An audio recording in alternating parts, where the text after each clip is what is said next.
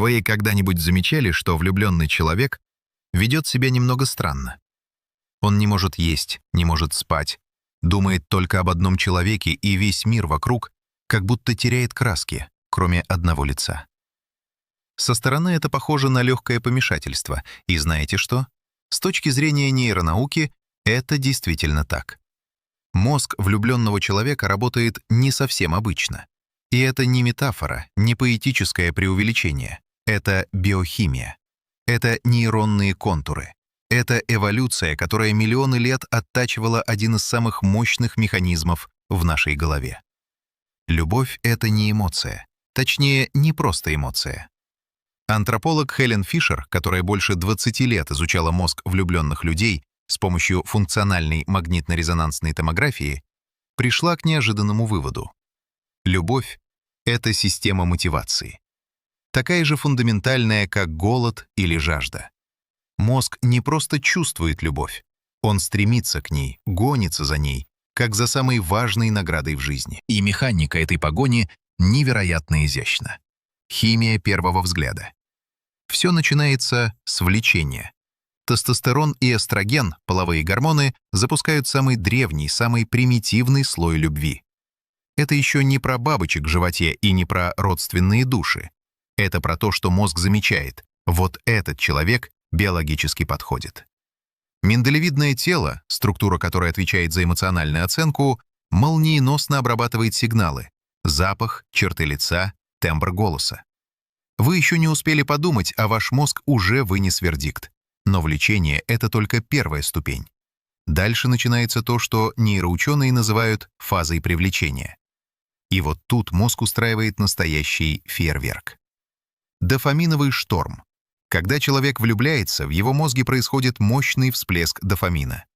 Многие называют дофамин гормоном удовольствия, но это не совсем точно. Дофамин — это скорее гормон предвкушения. Он не дает удовольствия от того, что вы уже получили. Он создает невыносимое желание получить. Разница огромная. Вентральная область покрышки, маленькая структура глубоко в стволе мозга, начинает выбрасывать дофамин в прилежащее ядро и хвостатое ядро. Это те же самые зоны, которые активируются при употреблении мощных стимуляторов. Это не преувеличение и не попытка шокировать. Фишер и ее коллеги, Артур Арон и Люси Браун, в 2005 году опубликовали результаты исследования, где показали на томографах. Мозг влюбленного человека и мозг человека под действием стимуляторов загораются в одних и тех же зонах. Хвостатое ядро при этом интегрирует эмоции с мыслями, помогая создать тот самый образ любимого человека, который постоянно всплывает в голове. Прилежащее ядро переводит химический сигнал в мотивацию, непреодолимое стремление быть рядом. Вы не просто хотите видеть этого человека, вас тянет к нему как магнитом.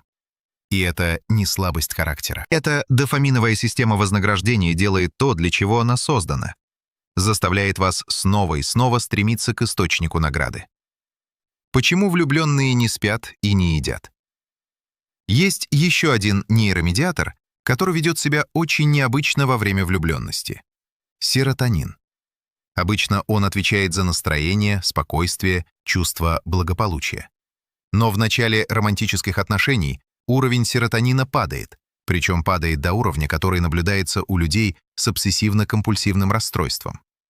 Итальянский психиатр Донателла Марацити из Пизанского университета провела исследование, в котором сравнила уровень серотонина у 20 влюбленных добровольцев с уровнем у 20 пациентов с диагностированным ОКР. Результаты оказались поразительно похожими. Отсюда навязчивые мысли о партнере, невозможность переключиться, постоянное прокручивание разговоров и встреч в голове. Это не романтика, это биохимия. Параллельно растет уровень норадреналина, нейромедиатора, который отвечает за бдительность и мобилизацию.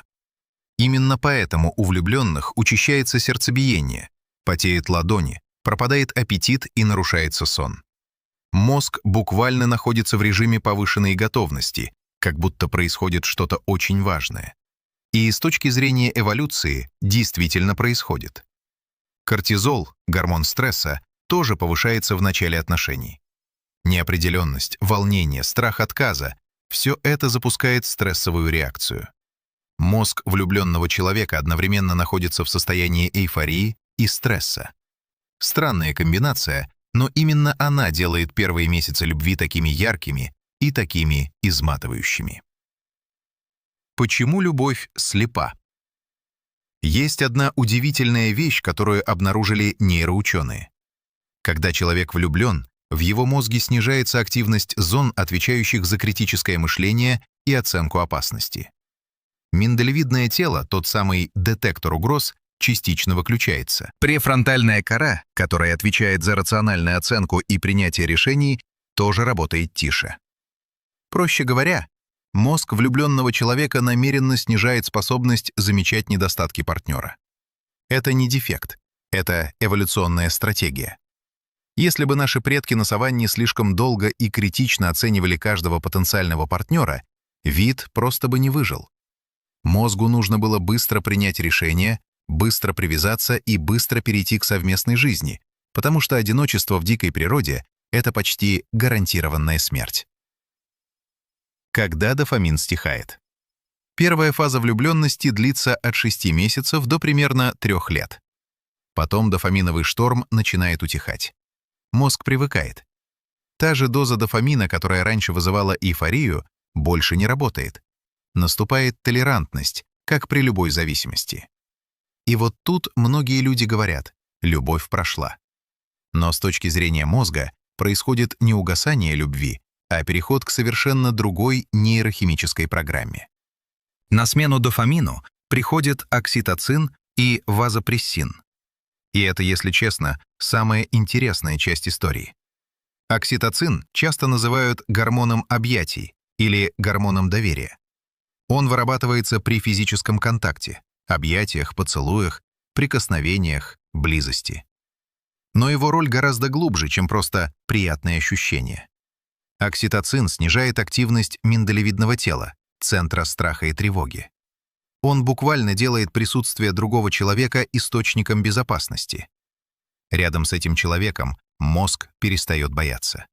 Снижается тревожность, нормализуется давление, замедляется сердцебиение.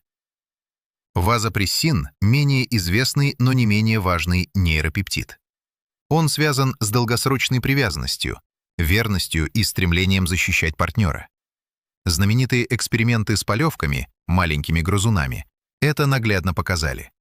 У степных полевок, которые образуют моногамные пары на всю жизнь, рецепторы вазопрессина расположены в областях мозга, связанных с вознаграждением. У луговых полевок, которые не моногамны, этих рецепторов в тех же зонах нет. Когда ученые генетически модифицировали луговых полевок, добавив им рецепторы вазопрессина в систему вознаграждения, те стали формировать устойчивые пары. Молекула привязанности не метафора, она реально существует.